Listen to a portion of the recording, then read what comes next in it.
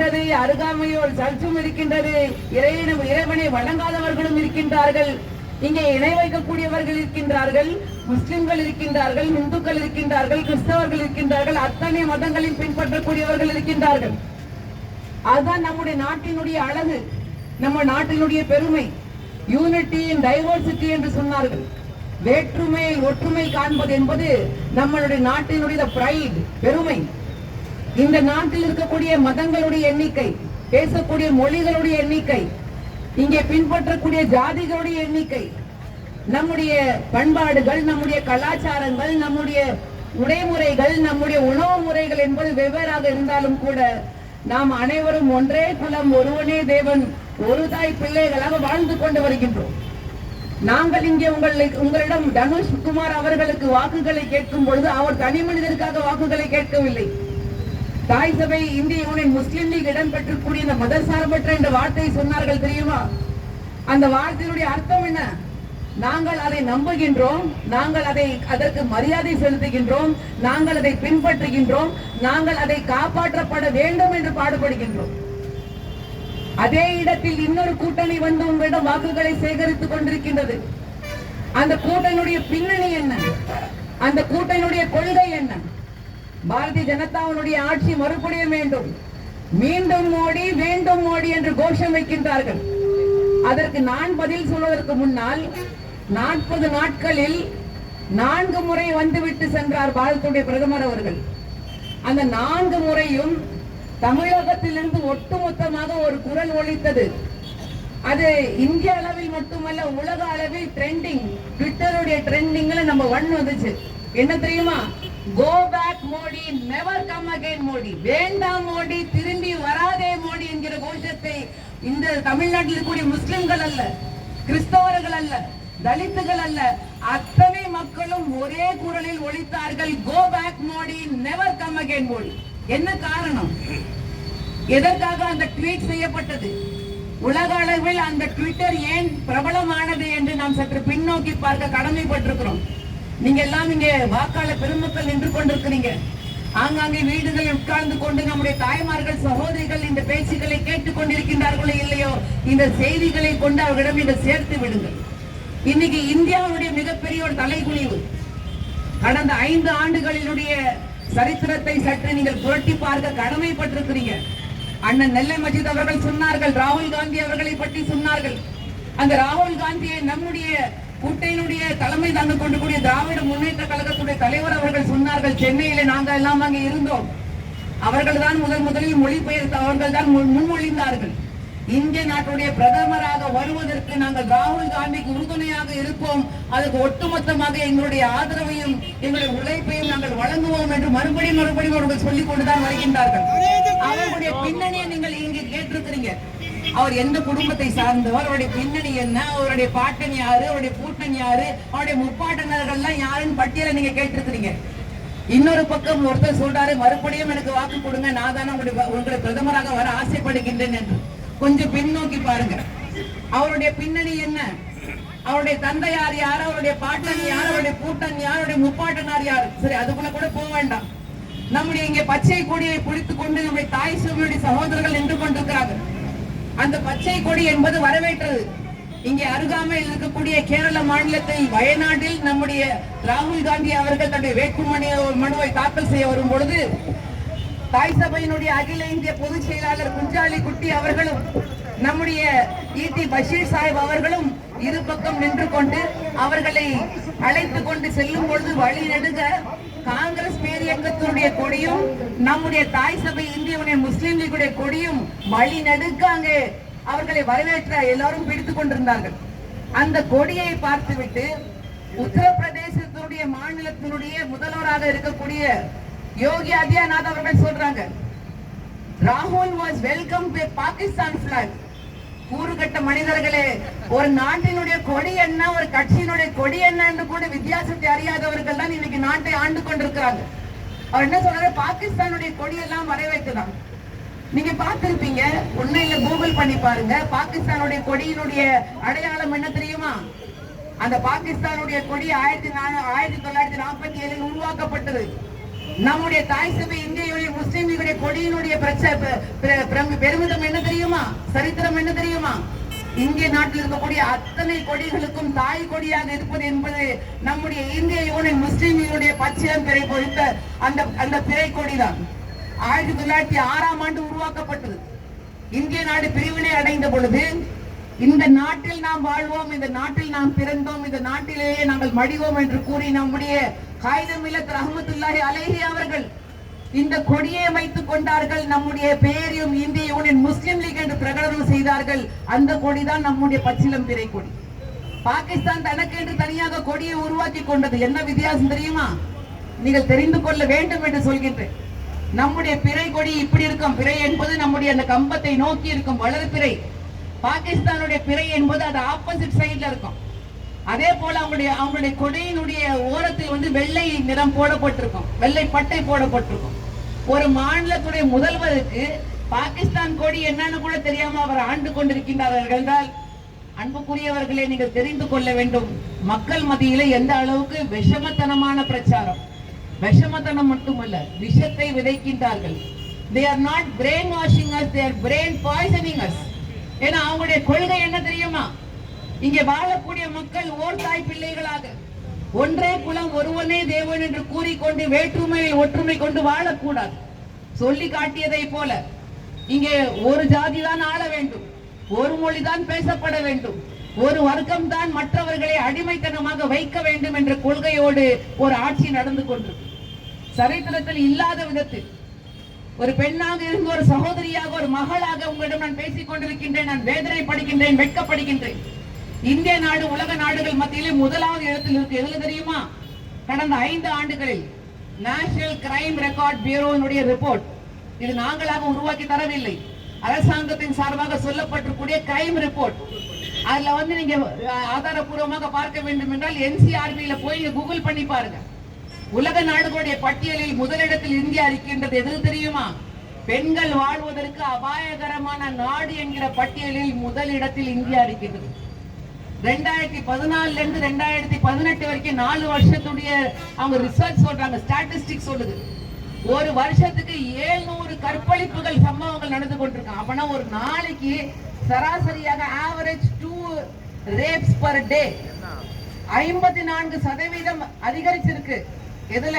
பெண்கள் மீது பாலியல் வன்கொடுமைகள், பெண்கள் கொல்லப்படுவது. இதெல்லாம் ஒரு பக்கம் இருக்கும் பொழுது நம்முடைய பாரதத்துடைய பிரதமர் ஒரு கோஷம் வைக்கிறார், பேட்டி படாவோ பேட்டி பச்சாவோ. எந்த பேட்டியை படாவது, எந்த பேட்டியை பச்சாவது? இங்க பெற்ற சின்ன பிள்ளையிலிருந்து 60 வயது கிழவை கூட ஒரு பாதுகாப்பற்ற நிலைமையை இந்த நாட்டில் உருவாக்கி இருக்கின்றார். அவர்கள் 2014 உங்களிடம் வாக்குகளை கேட்கும் பொழுது, வாக்காளர் பெருமக்களை நீங்கள் நினைவு கூர்ந்து பாருங்கள், அவர் அங்கே பதவியேற்பு விழாவுக்கு உள்ளே செல்லும் பொழுது கால் எடுத்து வைக்கல, தலையை பூமியில வச்சு வணங்கினார். என்ன சொன்னாரு? This is my temple, the parliament is my temple and the constitution of India will be my holy book. என்ன சொல்லி உள்ள போனாரு? நான் வணங்கக்கூடிய ஒரு தேவாலயமாக, ஒரு கோவிலாக நான் இந்திய நாட்டுடைய பாராளுமன்றத்தை நான் காண்கின்றேன். இந்திய நாட்டுடைய அரசியல் சாசனத்தை இதனுடைய வேத வரியாக நான் ஏற்றுக்கொள்கின்றேன் என்று கூறிக்கொண்டு உள்ளே போனவர் கடந்த 5 ஆண்டுகளில் சரித்திரத்தில் இல்லாத அளவுக்கு 16 பாராளுமன்றங்கள் இதுவரைக்கும் அமர்த்தப்பட்டிருக்கு. 15 பாராளுமன்றத்திலும் இல்லாத ஒன்றை நம்முடைய பாரத பிரதமர் மோடி அவர்கள் செய்திருக்கின்றார்கள். எந்த அளவுக்கு பொய்யை சொல்ல முடியுமோ பாராளுமன்றத்தில் நின்று கொண்டு நீங்கள் சொல்லக்கூடிய ஒரு தேவாலயம், நீங்கள் வணங்கக்கூடிய ஒரு கோவில் என்று சொல்லக்கூடிய இடத்தில் நின்று கொண்டு அத்தனை பொய்களை சொல்லியிருக்கின்றார்.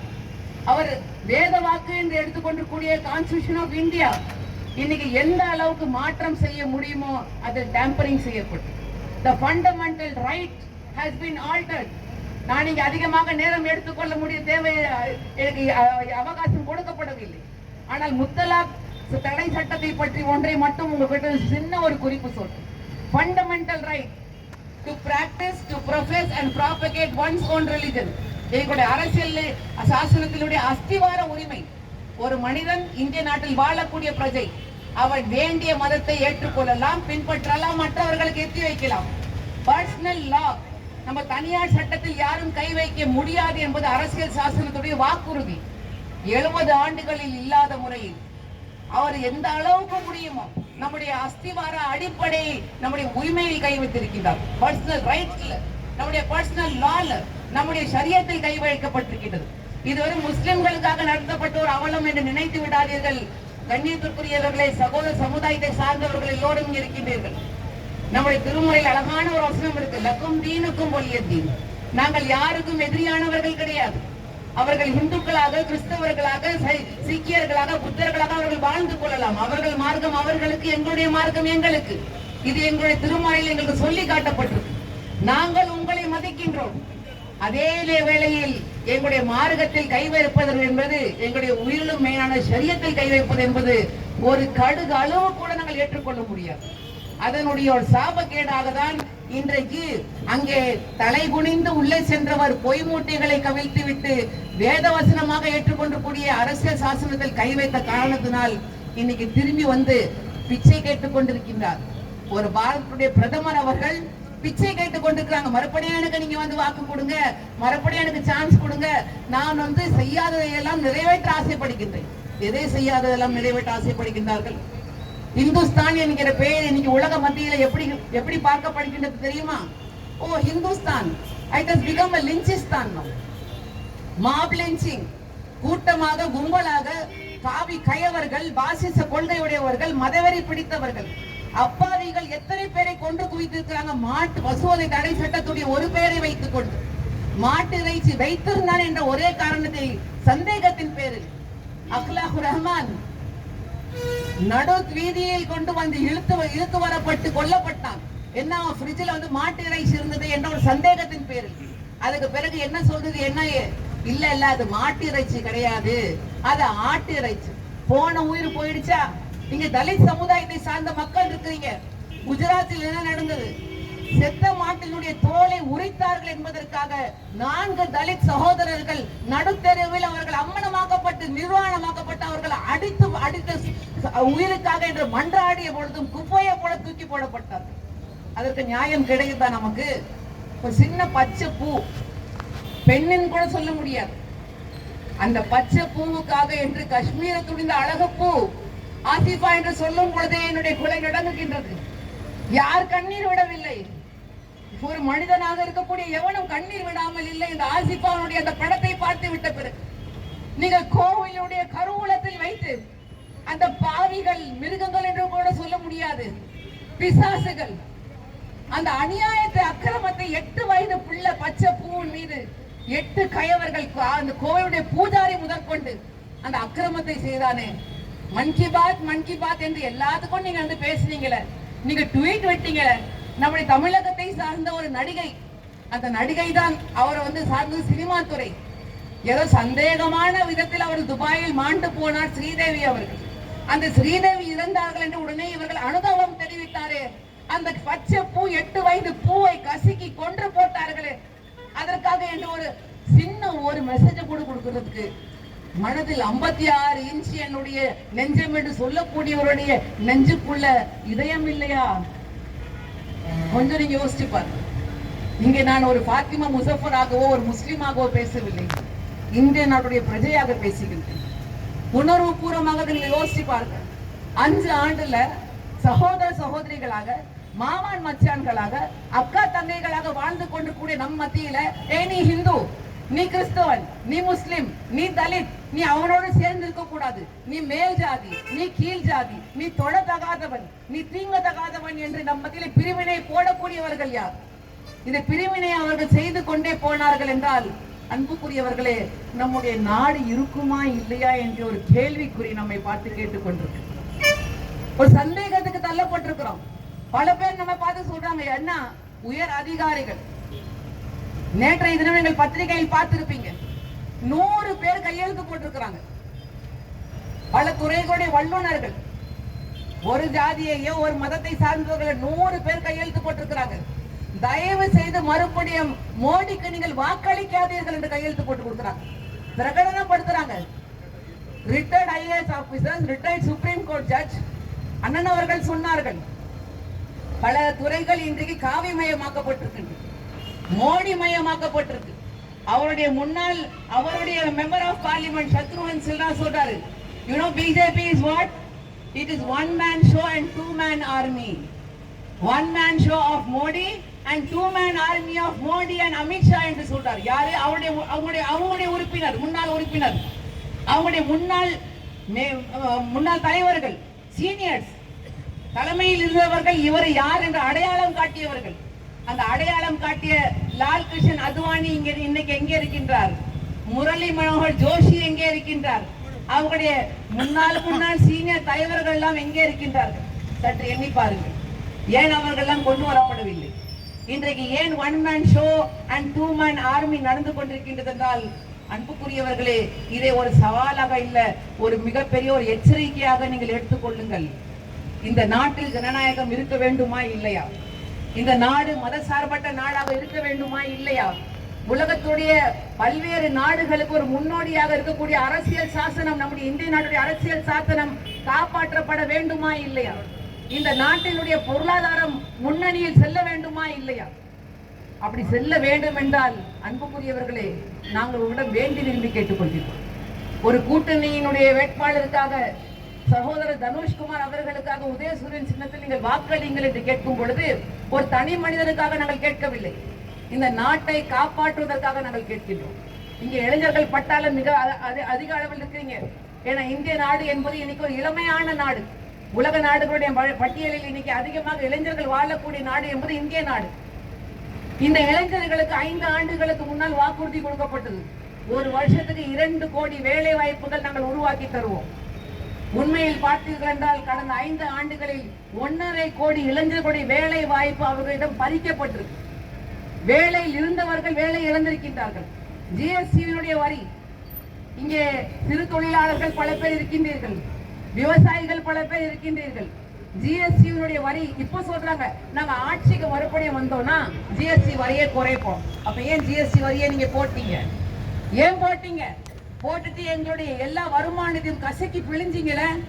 பண மதிப்பு இழப்பீடு, demonetisation. Modi is equal to demonetisation. உலக நாடுகள் எல்லாம் சிரித்தது.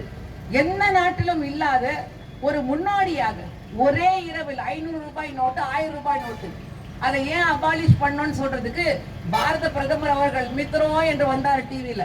ஆஹா, 9 மணி நைட்டுக்கு மித்ரோ என்று வந்து உட்காராரே, என்ன சொல்ல போறாருன்னு பார்த்ததுன்னா 500 ரூபாய் நோட் அவுட், 1000 ரூபாய் நோட் அவுட்.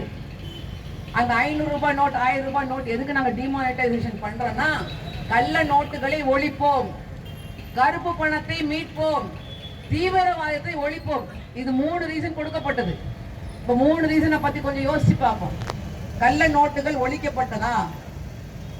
அங்க 500 ரூபாய் 1000 ரூபாய் அவங்க பேன் பண்ணிட்டு 2000 ரூபாய் நோட்டை கொண்டு வராங்க.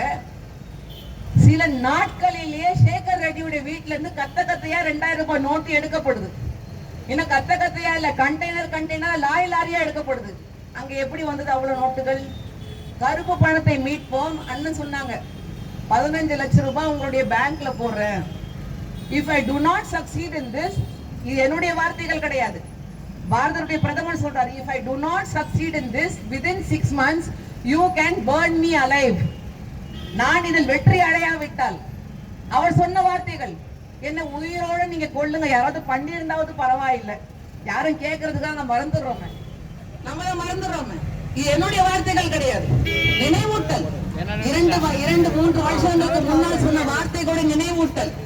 நாங்கள் இங்க யாரையும் உசுப்பி விடுவதற்காக இல்ல, உண்மையை எத்தி வைக்கிறோம். கள்ள நோட்டுகள் ஒழிக்கப்படவில்லை. அங்கிருந்து அவர்கள் கருப்பு பணத்தை மீட்டார்களா?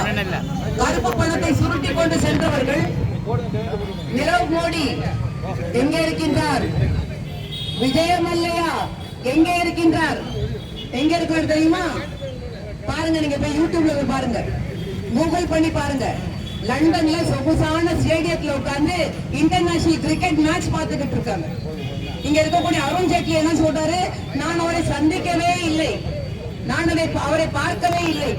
உடனே அங்க விஜய் மல்லையா போய் நீதிமன்றம், இங்கதான் நீதிமன்றம் இல்ல, லண்டனுடைய நீதிமன்றத்துக்கு சொல்றாரு, நான் லண்டனுக்கு வருவதற்கு முன்னால் நான் அருண் ஜேட்லியை பார்த்துட்டு தான் நான் வந்தேன். அப்ப உடனே அருண் ஜேட்லி கிட்ட கேக்குறாங்க, எங்க விஜய் மல்லையா போறதுக்கு மட்டும் உங்கள்கிட்ட சொல்லிட்டு போனாரமே. அவர் சொல்றாரு, இல்லையே, ஏன் அவர் அங்க நீதிமன்றத்தில் சொல்லியிருக்காரு.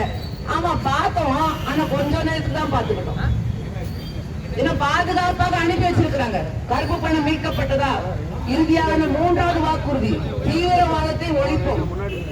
இன்னைக்கு எலெக்ஷன் கமிஷன் வார்னிங் கொடுத்திருக்கு. மோடி சேனா என்கிற வார்த்தையை நீங்கள் பயன்படுத்த கூடாது என்று முக்தார் அப்பாஸ் நக்வி அவர்களுக்கும் யோகி ஆதித்யநாத் அவர்களுக்கும் வார்னிங் எச்சரிக்கை கொடுக்கப்பட்டு, you cannot use the army of India for your personal benefit. It's the army of India, it's not army of BJP. It's not Modi ka Sena, it's Indian Sena. இந்தியாவுடைய ராணுவம். இந்தியாவுடைய ராணுவம் அவர்கள் சென்று அங்கே பாலக்கோட்டில் அழித்தார்கள். அது வேறு ஒரு விஷயம், அதை பத்தி பேச வேண்டாம்.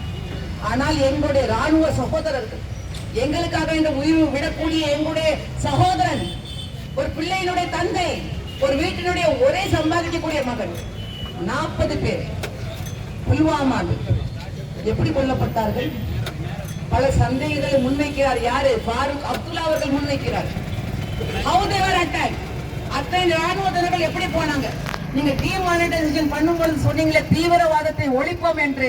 அந்த தீவிரவாதி வந்து தானே நம்முடைய ராணுவத்தினர்கள் மீது குண்டை போட்டவர்கள் அழித்திருக்கின்றார்கள். அப்ப ஏன் டிமானிட்டைசேஷன் நீங்க பண்ணீங்க? கேள்வி கேட்கணுமா கூடாதா? கேள்வி கேட்கக்கூடியவர்களாக நீங்கள் எழுந்த திருமறையில் எல்லாம் சொல்ற அஃபலா தாக்கிலூன், நீங்கள் அறிவுடையவர்களாக இல்லையா? அஃபலா யாகிலூன், நீங்கள் சிந்திக்கக்கூடியவர்களாக இருக்க மாட்டீர்களா?